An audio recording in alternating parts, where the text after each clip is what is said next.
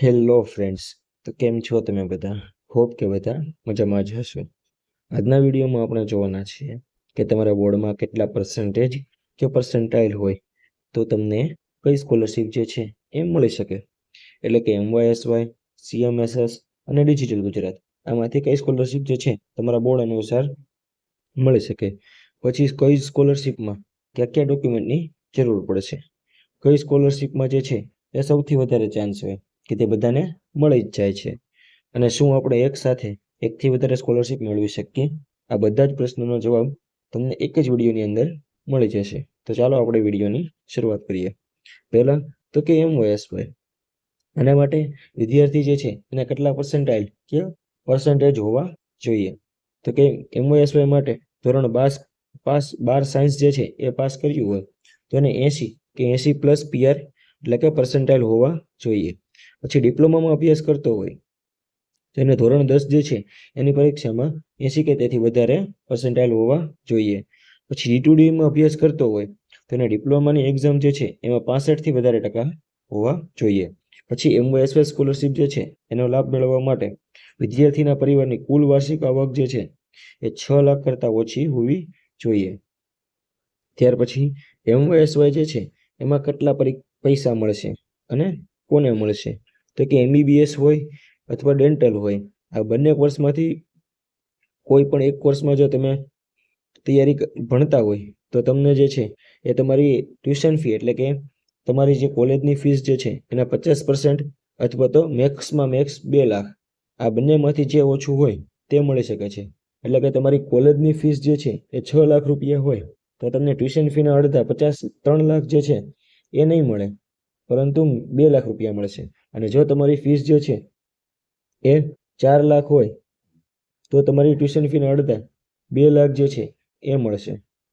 પછી Ayurveda, homeopathy, physiotherapy, naturopathy, ઓડિયોલોજી, pharmacist, veterinary science, BSc nursing, આમાં વાર્ષિક ફી જે છે એના 50% અથવા તો મેક્સમાં મેક્સ 50,000, આ બંનેમાંથી જે ઓછું હોય તે મળશે.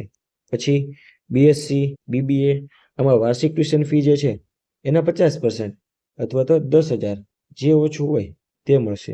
પછી પૈસા જે છે એ ક્યારે મળશે? એટલે કે તમને કોલેજમાં એડમિશન મળી જાય બાદ તરત જ મળી જશે કે ફી ભર્યા બાદ મળશે? તેનો જવાબ જે છે વિદ્યાર્થીએ સત્રની શરૂઆતમાં પૂરી ફી ભરવાની હોય છે. પછી જ્યારે સરકાર દ્વારા અરજી તારીખ જાહેર કરવામાં આવે ત્યારે વિદ્યાર્થીએ રૂબરૂમાં MYSY હેલ્પ સેન્ટર ખાતે ડોક્યુમેન્ટ જમા કરાવવાના રહેશે, એટલે કે ડોક્યુમેન્ટ વેરિફિકેશન કરાવવાનું રહેશે. ત્યારબાદ આશરે 1 માસ એટલે કે 1 મહિનાની અંદર ડાયરેક્ટ વિદ્યાર્થીના અકાઉન્ટમાં જ સ્કોલરશિપ રકમ જે છે એ જમા થઈ જશે. પછી તમારી કોલેજની જે એક્ઝામ લેવાય એમાં વિદ્યાર્થીએ 50% કરતાં ઓછા માર્ક મેળવે અથવા તો ફેલ થાય તો એ કિસ્સામાં એ સેમિસ્ટરમાં MYSYનો લાભ મળશે નહીં. ત્યાર પછી list of document for the MYSY, એટલે MYSY માટે કયા કયા ડોક્યુમેન્ટની જરૂર પડશે. તમારે MYSY માટેની અરજી કરવા માટે આ વેબસાઇટનો ઉપયોગ કરી શકો છો, અથવા તો આ નંબર પર કોઈ પણ પ્રશ્ન હોય તો એ પૂછી શકો છો. તો MYSY માટે આધાર કાર્ડ, ધોરણ 10 અને 12ની માર્કશીટ, એડમિશન લેટર, ટ્યુશન ફીની પહોંચ અથવા તો હોસ્ટેલ ફીની પહોંચ, પછી સેલ્ફ ડિક્લેરેશન, પછી વાલીનું આવકનું પ્રમાણપત્ર, પછી કોલેજના લેટર પેડ પર કોલેજના આચાર્ય શ્રીનું પ્રમાણપત્ર, પછી બેંક બચત ખાતાની પાસબુકની પ્રથમ પાનાની નકલ, ઇન્કમ ટેક્સ રિટર્ન અથવા તો આવકવેરાના પાત્ર આવક ના હોવાનો અંગેનું સેલ્ફ ડિક્લેરેશન. પછી CMSS સ્કોલરશિપ, તો એના માટેની વેબસાઇટ જે છે એ આ વેબસાઇટ પર તમે એપ્લાય કરી શકો છો. પછી CMSSમાં જે છે તમારી કુલ પરિવારની વાર્ષિક આવક જે છે એ 4.5 લાખ કરતાં ઓછી હોવી જોઈએ. પછી CMSS જે છે એ કોણ મેળવી શકે? તો કે રાજ્યમાં 50%થી ઓછી મહિલા સાક્ષરતા ધરાવતા 50 તાલુકાઓની શાળામાંથી ધોરણ 12 પાસ કરનાર કન્યાઓ. પછી ગુજરાત રાજ્યના વતની હોય, યુદ્ધ અને આતંકવાદ, નક્સલવાદ જેવા કારણસર ફરજ દરમિયાન મરી ગયા હોય અથવા તો કાયમી વિકલાંગ થયા હોય તેવા ભારતીય સેનાના કેન્દ્રીય અથવા તો રાજ્ય અર્ધલશ્કરી દળોના અને અનામત દળોના પોલીસ દળો અને ગુજરાત પોલીસ દળના જવાનોના સંતાનો. પછી શ્રમિક કાર્ડ ધરાવતા શ્રમિક વાલીના સંતાનો. પછી 40% કે તેથી વધુ વિકલાંગતા ધરાવતા વિદ્યાર્થીઓ અથવા તો વાલીના સંતાન, પછી વિધવા મહિલાના સંતાન, અનાથ વિદ્યાર્થીઓ જેના માતા અથવા પિતા બંને મરણ પામેલા હોય, ડિવોર્સી એટલે કે તકિયતા મહિલાના સંતાન, આ બધા જે છે એ સીએમએસએસ સ્કોલરશીપનો લાભ મેળવી શકે છે. પછી સીએમએસએસમાં કેટલા સ્ટુડન્ટને મળશે અને પૈસા ક્યારે મળશે? તો કે સીએમએસએસ યોજના જે છે એ ગુજરાતના 2500થી વધારે સ્કોલરશીપ આપવામાં આવે છે, જેમાં મેડિકલ અભ્યાસ કરતા 250 સ્ટુડન્ટ હોય એને મળશે. પછી પેરામેડિકલમાં અભ્યાસ કરતા 250 સ્ટુડન્ટ અને ધોરણ 12 એટલે કે પીસીબીમાં કોલેજના અભ્યાસ કરતા હોય તો એના 100 સ્ટુડન્ટને સ્કોલરશીપ મળશે. હવે એમબીબીએસમાં જો તમે અભ્યાસ કરતા હોય તેમાં વાર્ષિક ટ્યુશન ફી જે છે એના 50% અથવા તો 5 લાખ, આ બંનેમાંથી જે ઓછું હોય તે મળશે. એક્ઝામ્પલ તરીકે તમારી ટ્યુશન ફી જે છે એટલે કે કોલેજની ફી જે છે એ 12 લાખ હોય તો એના 50% જે છે એ 6 લાખ થયા. અને મેક્સમાં મેક્સ કેટલા મળે? તો કે 5 લાખ. તો આ કિસ્સામાં તમને 5 લાખ રૂપિયા મળશે. પછી બીડીએસ, બીએમએસ, બીએચએમએસ, પેરામેડિકલ, આ બધાના કેસમાં વાર્ષિક ટ્યુશન ફીની રકમના 50% અથવા તો 1 લાખ, આ બંનેમાંથી જે મેક્સિમમ હોય તે મળી શકે છે.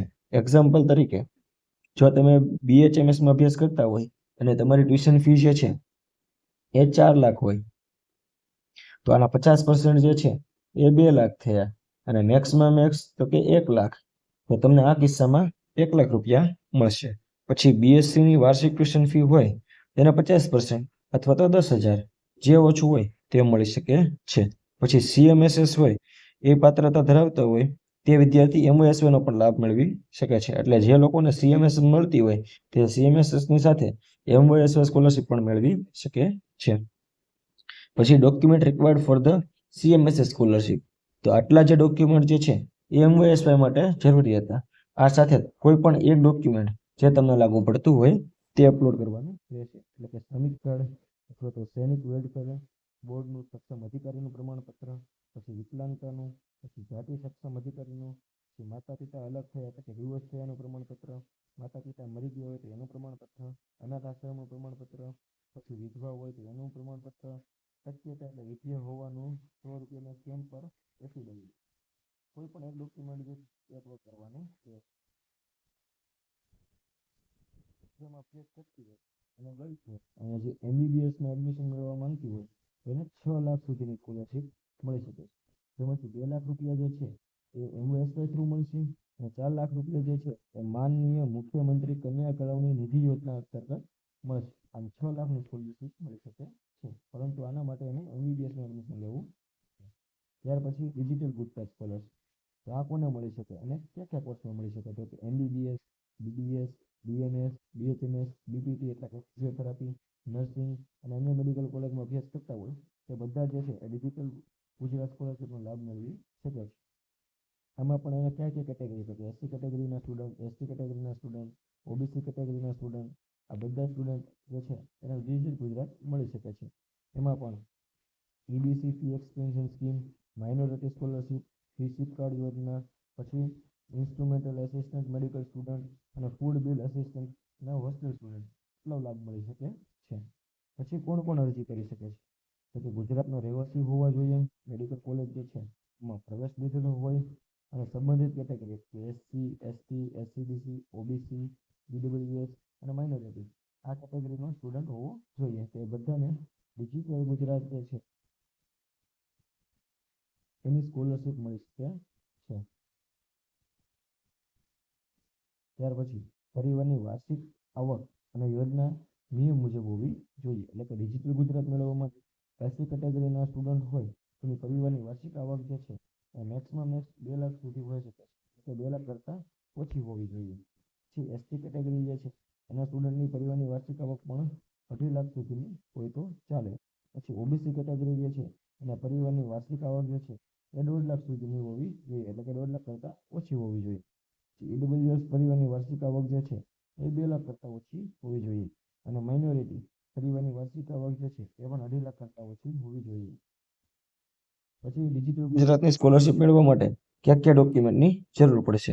તો કે આધાર કાર્ડ સાથે જોડાયેલ બેંકની પાસબુક, આવકનો દાખલો, જાતિનો દાખલો, પછી રહેઠાણનો દાખલો એટલે કે ડોમિસાઇલ, પછી એડમિશન લેટર, પછી ફીની રિસિપ્ટ, પછી બોનોફાઇડ સર્ટિફિકેટ પછી છેલ્લી પરીક્ષાની માર્કશીટ, પાસપોર્ટ સાઇઝનો ફોટો અને મોબાઈલ નંબર અને ઈમેલ આઈડી આટલા ડોક્યુમેન્ટ તમારી પાસે હશે તો તમે ડિજિટલ ગુજરાત જે છે એ સ્કોલરશિપ મેળવી શકશો.